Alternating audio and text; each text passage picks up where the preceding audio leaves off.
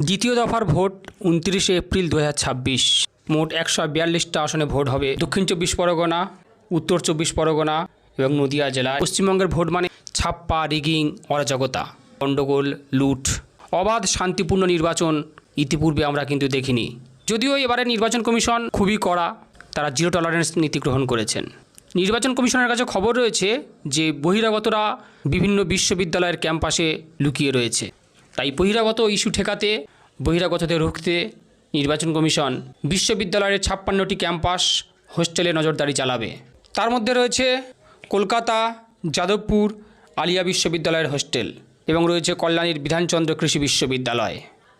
এছাড়া রয়েছে তেঘরিয়ার হজ tower, new টাউনে হজ হাউস, পার্ক সার্কাসে হজ হাউস, রাজারহাটে নিউ টাউন আলিয়া বিশ্ববিদ্যালয়ের ক্যাম্পাস।